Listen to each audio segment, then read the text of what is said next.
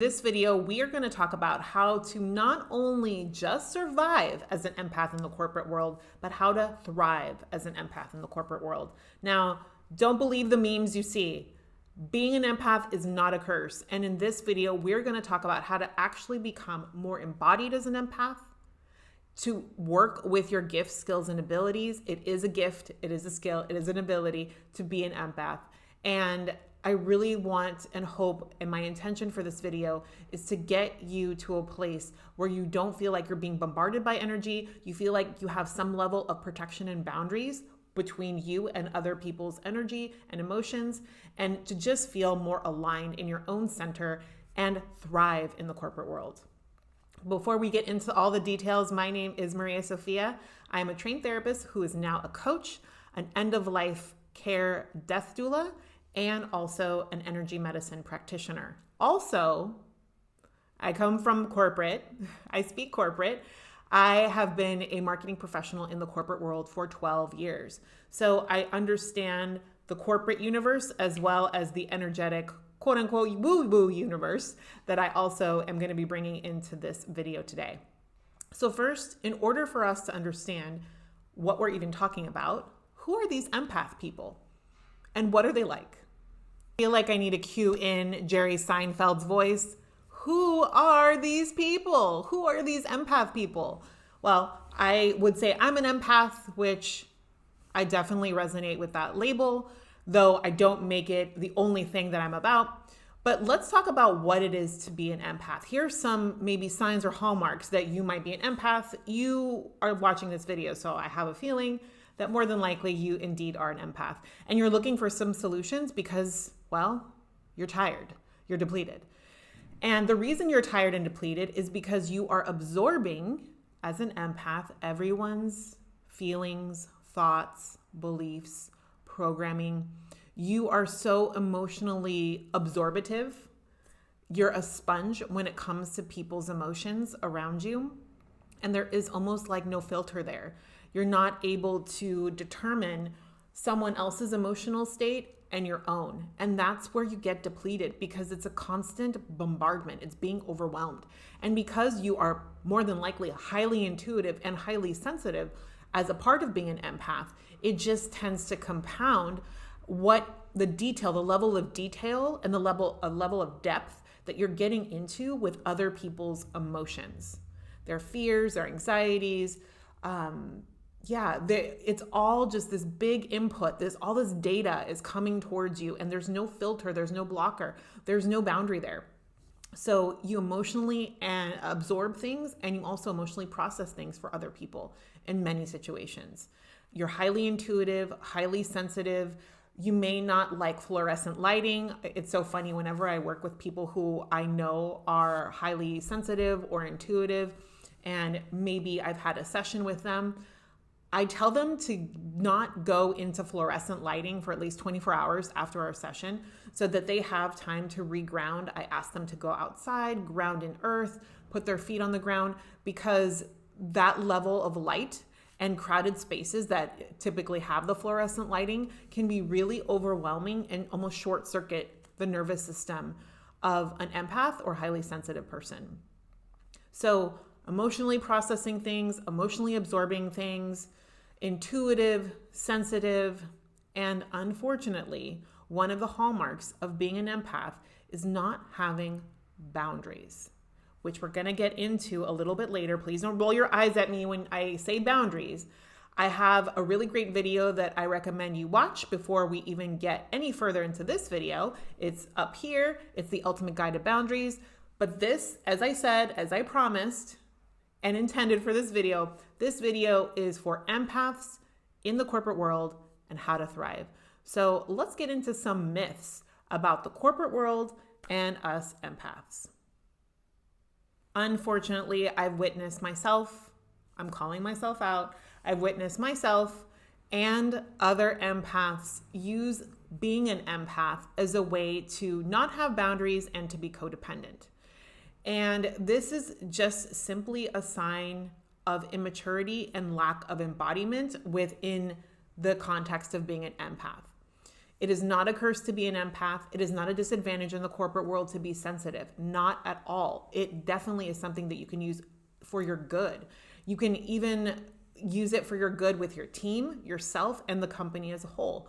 Now, again, we need to be really, really clear and honest with ourselves and think about the patterns and the habits of behavior that we are engaging in and why, when I bring up the word boundary or boundaries, many empaths, and I'm saying this with thousands of people I've worked with, when I bring a boundary, the word boundaries up to an empath, a lot of them roll their eyes at me. A lot of them are like, but you don't understand. But I do understand because I'm an empath too. So it's not about using the empath as an excuse. Just because you're an empath doesn't mean you cannot have boundaries and be codependent. Or to use that excuse when you are depleted. Oh, I'm so depleted and so tired because I just feel so much. No, you're so depleted and so tired because you don't have boundaries and you don't have a filter. And you're not discerning. And you're not mature enough yet. Doesn't mean that it's not going to happen. But there needs to be a level of maturity and embodiment when you're an empath in order to not let it run you into the ground. And I've seen really skilled healers, intuitives, and channels run themselves ragged into the ground because they don't have boundaries as empaths and intuitives and channels. They're highly sensitive, highly intuitive, highly skilled. But you need some boundaries with people. You're not just an open channel to everything and everyone. And so we need to be very honest with ourselves. And the question I would love for you to ask, it's an invitation as always. The question I'm inviting you to meditate on and to think about is the lack of boundaries, the lack of filter, maybe the discernment. How is it serving you? What are you getting out of not being an embodied empath? Or even just being an empath in general. What are you getting out of being an empath? Do you get to feel special? Is that the only place that you feel you derive value from in your life? Does it allow you to feel powerful within yourself because you have this superpower of being an empath? Does it allow you to complain about other people? Does it give you power to complain about other people and their behavior because you're so sensitive to it and you're absorbing it, and then you feel depleted because you're tired? It's a lot to carry, all of everybody's emotions, that whole cesspool of emotions that people have on a moment by moment basis in the world and those around you. So what are you getting out of it? That's really the first question.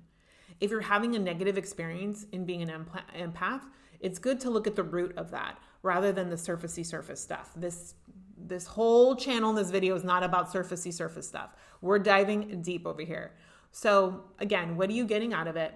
How is it serving you really though? Like for real. How is your depletion, you being able to complain, being an empath, how is that serving you?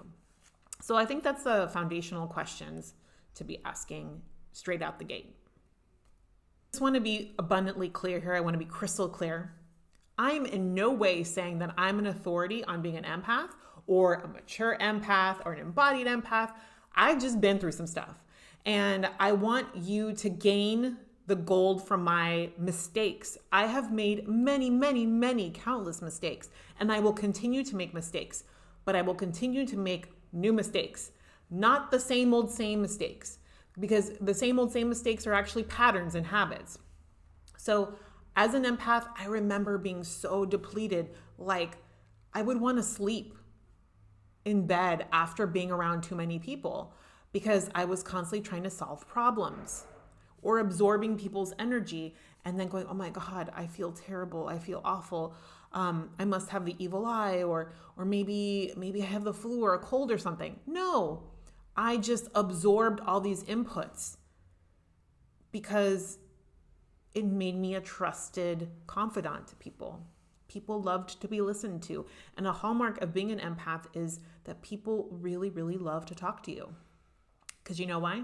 Because you listen. And many people on planet Earth are not that great of listeners.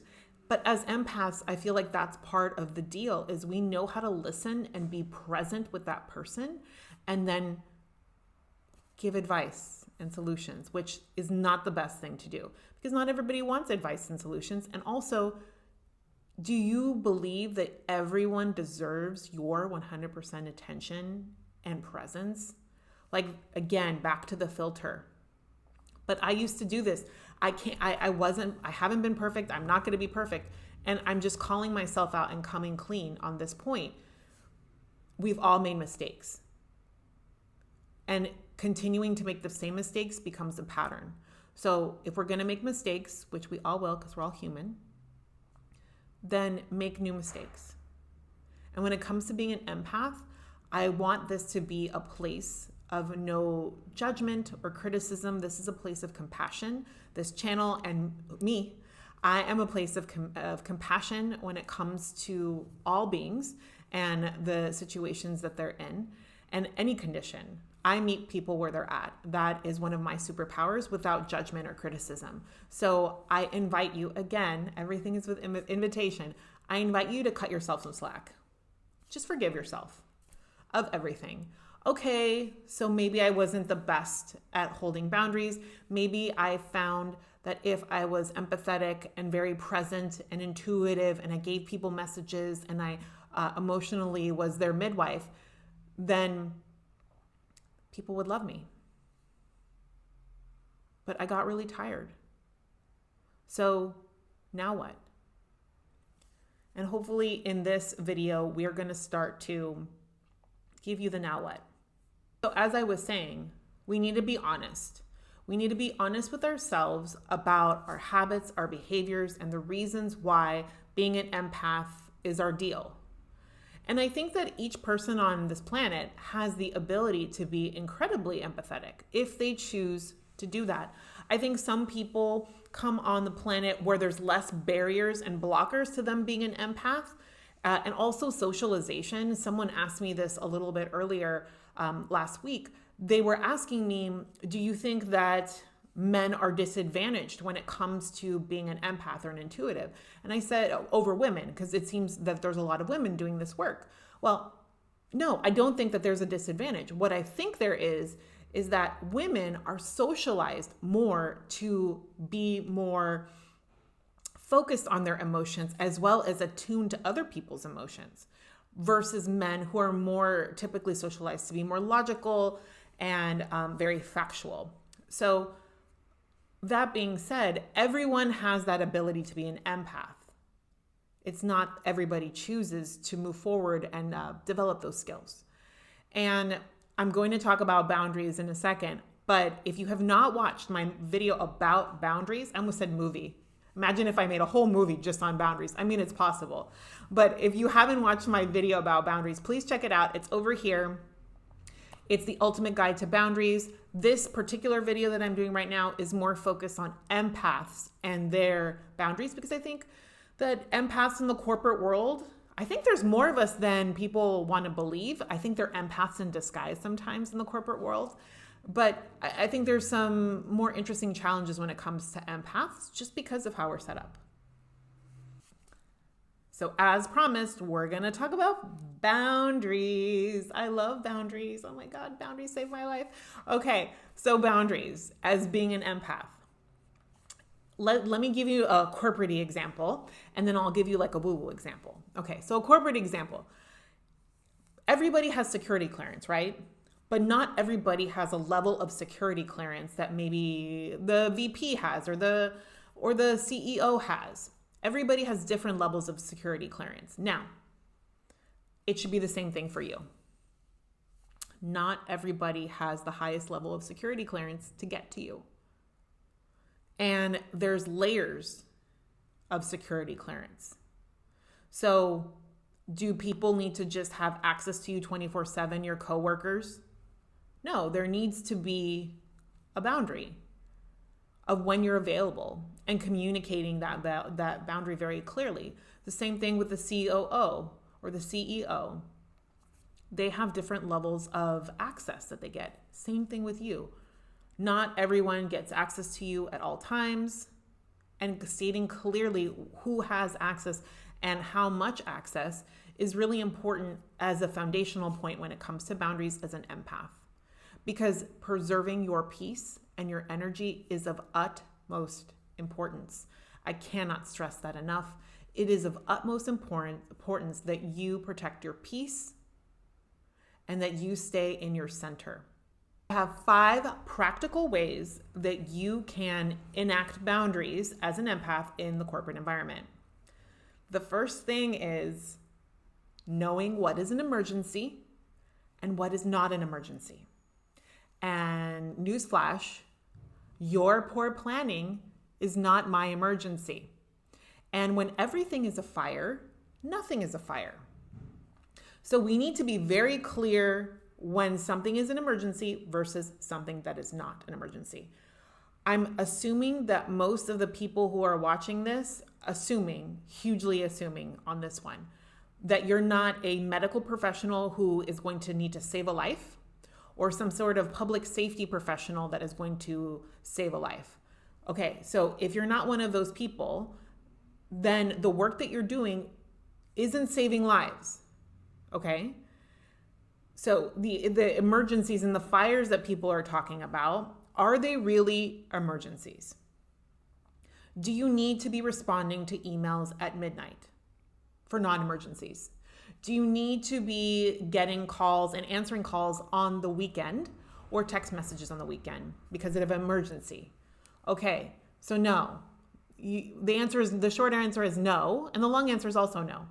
So really understanding and defining what an emergency is. Now, are there times when a campaign maybe went really awry and it could be somewhat catastrophic and you need to work on it really quickly because it is in essence a type of emergency for your organization? Okay, that happens. But do you know how seldomly that happens most of the time? If you've done your due diligence with your team, then most of the time those types of emergencies get head off at the pass and it never happens. Like it's 80% of the things we imagine just never happen. So it isn't catastrophic, but sometimes, yes, there's a few catastrophic things that may happen and you need to jump in as an emergency, even though it's not a life-saving measure. Totally get that. But when those catastrophes happen every week, which I was in an organization where every week it was a fire, it is no longer an emergency. It's just people's poor planning and poor execution. So there's a different problem going on. So the first thing is knowing what is an emergency and what is not, and having boundaries on how you respond to what is deemed an emergency or a catastrophe. You need to block your calendar intentionally. I think I'm going to try to find the screenshot of my calendar with the 12 Zoom meetings on, I think it was a Thursday, and then the full sea of blue on my Google Calendar on Friday of just all the meetings I would have. Nobody respected my time because I didn't respect my time, and I didn't block my lunches, like having a 30-minute to 1 hour meal window where I can eat and take a breath and use the bathroom. Block your calendar intentionally. And it kind of goes into the other point, my third point, which is make your calendar at work private. Nobody needs to know that the block between 12:30 and 1:30 or 1 and 2 is lunch. Make it private. Why do we need to normalize or have our calendars be public knowledge where anybody can see I need to pick up Susie from piano at 6? Like, why does it need to be public knowledge to your whole company? If it is public to maybe just your boss, I can understand that. But to the whole organization, oh, well, I'll just schedule this meeting at 7 a.m. It's fine. People have done that to me. And it leads me to, so please block your calendars, put time in your calendars that is for breaks, for just mental space, clear space, lunches, and make your calendars private. Please make them private.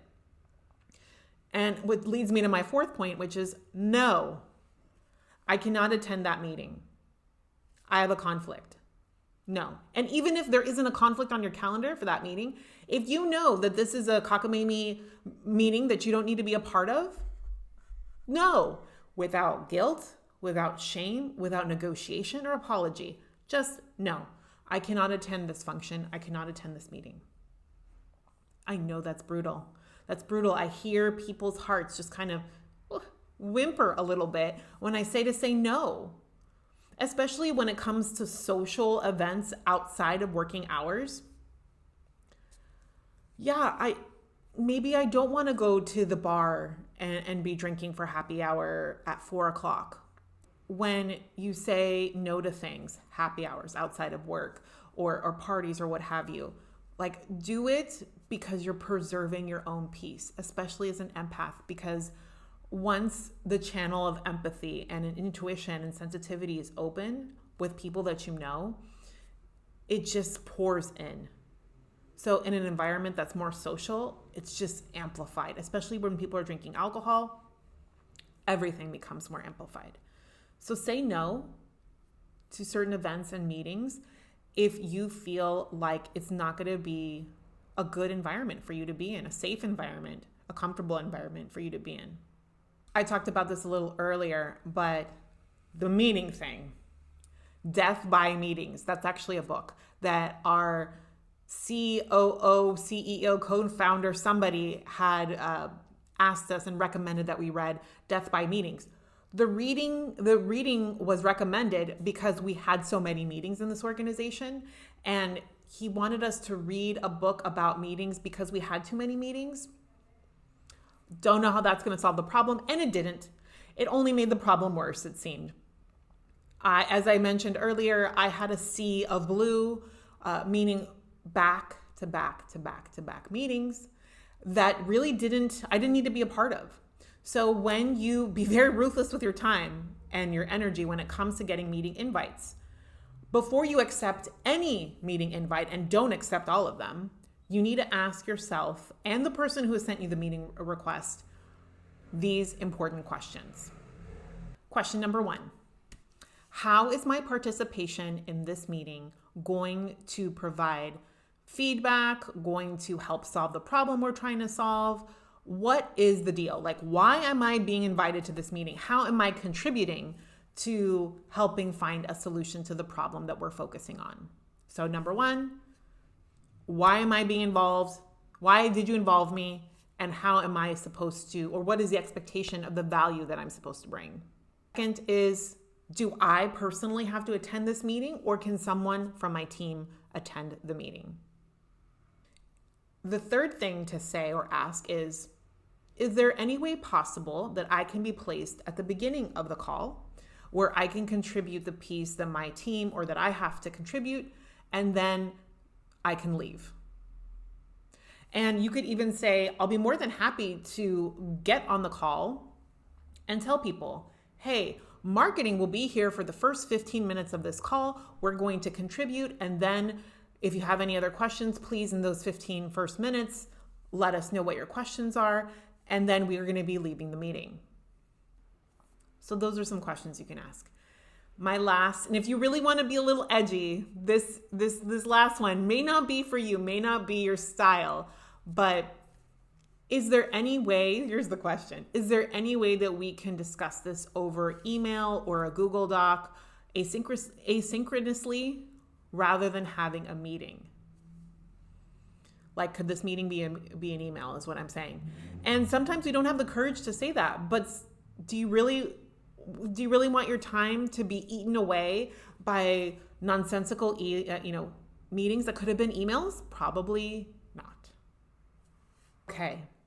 So I've given you some questions and some points on how to assert some boundaries in your workday life as an empath. Try some of them on. You don't have to do all of them. See which ones fit, see which ones you feel comfortable with, and make them your own. You don't have to be, say it as abrupt as I said it in this video, where it's like, can this meeting be an email? Not with that tone, obviously, but in your own way, getting the courage to just say, I really value your time, and my team is under a lot of stress because we have an an upcoming deadline for a campaign. Is there any way that we can work on this asynchronously? I can never say that word. Asynchronously, rather than having multiple meetings or a really long meeting that sometimes, a lot of those meetings, not a lot gets done. You have to be really clear with those meetings to actually get things done. So again, try it on, see what works for you. Not all of it will work for you, and that's totally fine. Again, take what resonates and leave the rest behind. Now, boundaries. We got those put down. As I said, there is this great video about boundaries that I did. Please check it out. Next, we're going to talk about protection, spiritual protection. I'm going to give you one technique on how you can basically bounce energy off of you and send it back to where once it came from. So here are a few techniques. I'm going to popcorn it and give you a couple of techniques that you can try on, see if they work, and have them as a part of your practice. Before I leave this house and before I get online, say if you're working from home, I would like you to imagine you taking an imaginary zipper that comes from the very, very bottom of the soles of your feet, goes all the way around your body, your physical body, and then there's another zipper that goes all the way the other way around. This is your energetic space. You can call it an aura, a subtle body, an astral body, an energetic body, whatever you want to call it. This is your space, your own personal space. Just like how we have personal space with physical human bodies, there is a personal space boundary with energetic bodies as well. So this zipper, before you go into the portal of the computer or get out the door and go out into the world, I want you to zip, zip, zip, zip, zip, zip, zip all the way around and all the way on the other side. That energetic boundary. You're zipping up your auric field so that you're not this open channel. You can make it fancy. You can imagine that there's golden white light streaming outside of your body, like through your mouth, just golden, energetic amazingness, because your spirit body is just so beautiful, so luminous. I see it now. Just imagine that luminous golden energy streaming out from every pore of your skin, from the top of your head, your eyes, your ears, your nose, your mouth, your hands, the palms of your hands, your heart, your roots, your legs, your feet. It's all just flowing out. And when you imagine that zipper, that zipping up that we talked about, it's zipping all of that in for you. It's holding you. Those zippers, those two zippers, those energetic zippers are holding you in and buffering you. It's your own protection bubble. So that is a practice that you can do every day. Every day before you get on the computer, every day before you leave the house. You can do it even when you get to work. I also, before I cross the threshold of my home and go out into the world, I tried to pause. Again, that sacred pause that I was talking about in some of my other videos. Having that sacred pause of gratitude and groundedness, that you are grounded in your peace, that you're grounded in your center. And that no matter what goes around you, goes on around you, whatever chaos may ensue, that you will always stay grounded in your peace. That is your intention for the day. And setting intentions for the day before you get out the door or get online, that's also another great protection practice because it's your North Star. I intend to stay in my center throughout the whole day.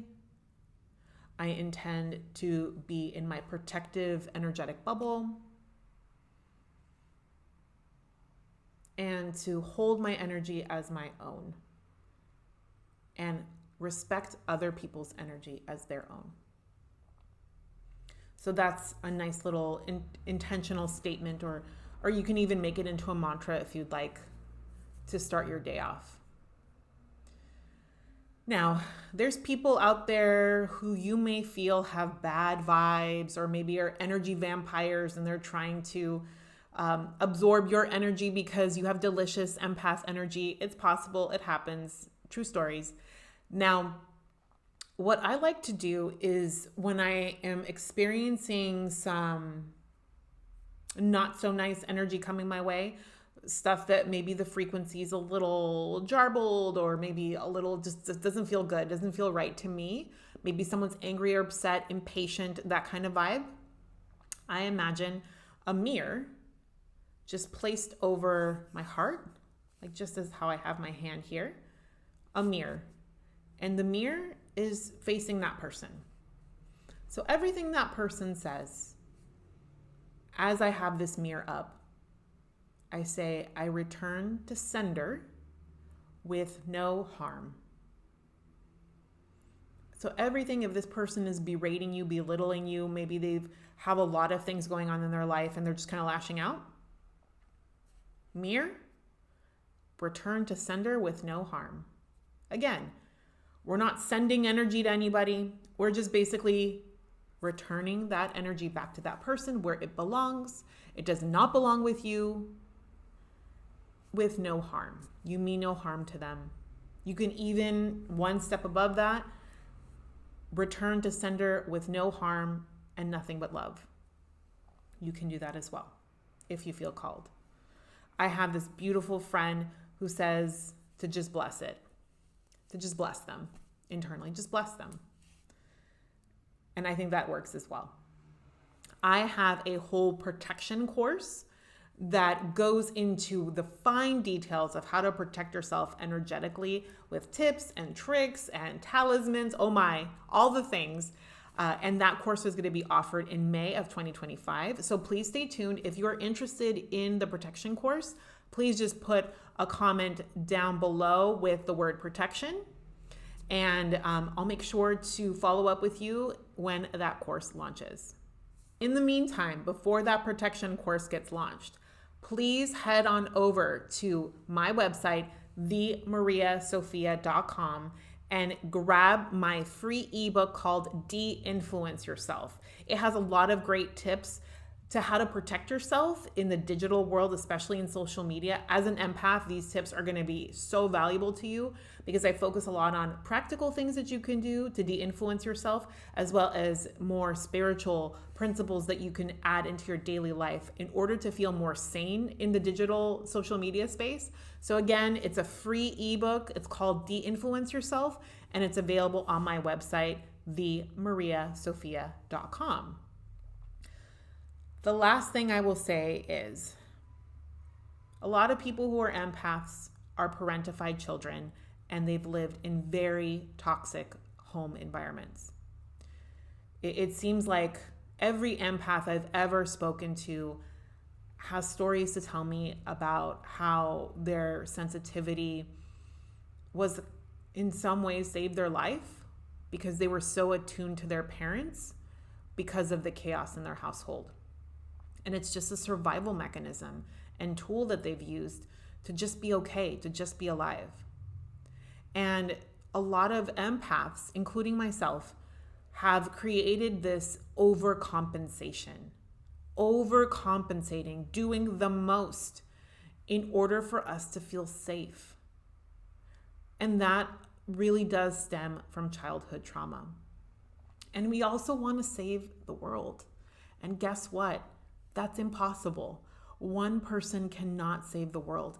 And I hate to break it to you, but not everybody wants to be saved, and not everybody wants to be saved by you. Everyone is responsible for their side of the street. Everyone is responsible for their own spiritual and emotional labor. It is not up to us or to you to save or do the work for anyone else. I know that might be tough to hear, but honesty is very important when you're working with yourself. You're working with yourself and your gifts and your abilities. And again, really centering and grounding in peace, because we all want to be in peace. It's just we have funny ways of showing it. And as an empath, your energy and time and peace, I feel, are so critical to your health, your physical health and your energetic health. So pick 1 or 2 problems in the world that you have the bandwidth, the energy, and the passion to want to solve. And focus on those. Because at the end of the day, all the awful things that you think are happening in the world, or all the awful things people are doing to each other and the land and animals and plants, it's all true. It's all true plus more. But by you not focusing on the 1 or 2 places where you're a genius at, where you have a special something to give that nobody else can give but you are doing a disservice to this world, to humanity, by not focusing on what your genius is to help to solve 1 or 2 problems in this world. Don't dilute your energy by trying to spread it to everyone, because when you try to help everyone, you help no one. When you try to solve everything, you resolve to solve nothing. So please, focus your energies on 1 or 2 big problems, again, that you're passionate about. You don't need to overcompensate and do the most and solve all the problems. It's just impossible. It's a form of delusion to believe that you can. So again, focus on those 1 to 2 problems. Shine in those areas. Be the genius in those areas.